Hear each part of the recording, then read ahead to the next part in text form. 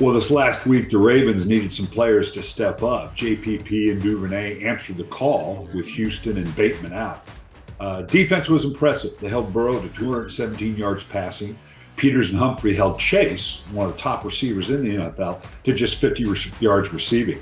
Pressure helped. JPP had a sack. He also had two batted balls down at the line of scrimmage and gave Burrows a lot of trouble with his timing. Let's look at some of the plays that we're talking about. Now, great job of, we're always talking about building a picket fence. And here you're going to see, this is the classic definition of it. They're going to start, they motion, they're going to try to get to the defensive right.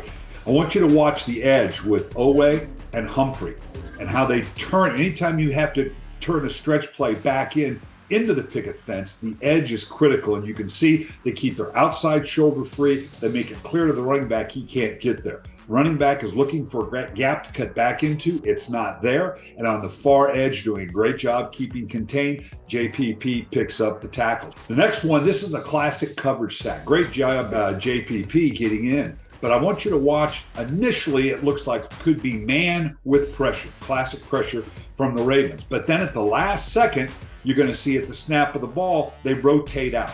Now, they rotate out to a very passive zone into what we call a Tampa Two. You've heard it before. You need to know Tampa Two is really a three-deep defense. The width of the safeties take away any outside route that you might normally have versus two deep.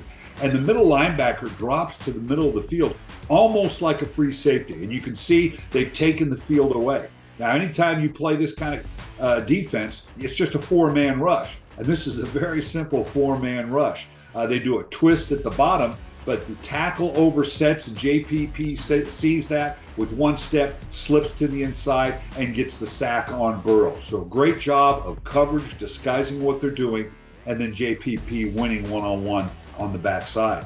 It's this kind of defense that played well all night long. You remember last year when they played the big plays that Burrow was able to come back with. Obviously, the Ravens got more passive in the back end. You can only do that when you have a good four-man rush and use this creative zone concept in the back to limit the big plays.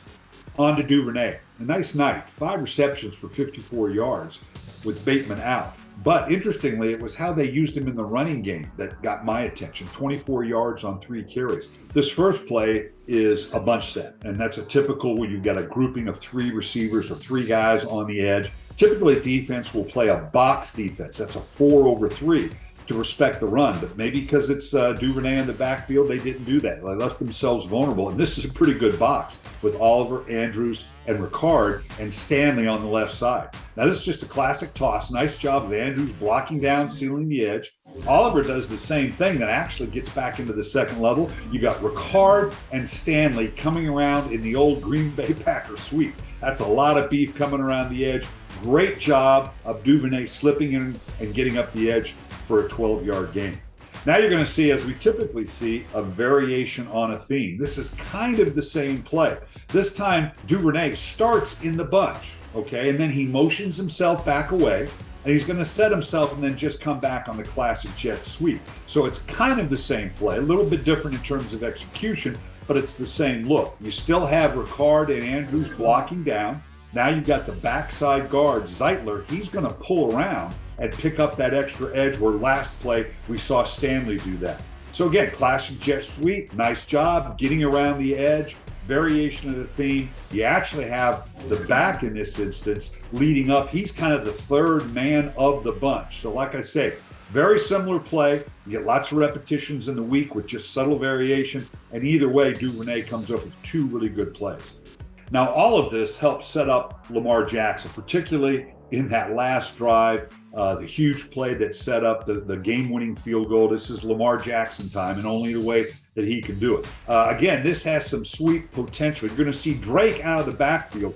He has the potential, as though he were in a jet sweep, to continue on and get to the outside edge. Now, they pull the backside guard, and now Lamar has to make a decision. This is a read option, okay? He can give and let the sweep happen. Watch the effect this has on the end. Lamar's eyes are on this defensive end. If he so much as blinks because of the action at Drake, he's going to keep the ball. If he stays inside to tip away Lamar because he sees the pulling guard, then he's going to give the ball to Drake, and it turns into another sweep action. But just the subtle hesitation of the defensive end holding and hesitating, and that was just enough for Lamar to keep that. He slips inside. Watch the job downfield by the offensive line. Great job of plastering up. This allows Lamar to maneuver down the field, get an additional 10 yards. Looked like it might have been a 9-yard gain. The receivers get involved. Well-designed offense, obviously taking advantage of counteraction sweeps, and obviously ultimately using Lamar Jackson in the process to set up the game-winning drive. Next up for the Ravens, the New York Giants. They're hot. They're 4-1. The job one is stopping Saquon Barkley in the Giants' running game. It's been fabulous all year long. This allows Daniel Jones, their quarterback, to keep his pitch count to a 25-30 throws. They need to make him throw the ball 35 times or more by shutting down the running game. The defense is going to have its hands full.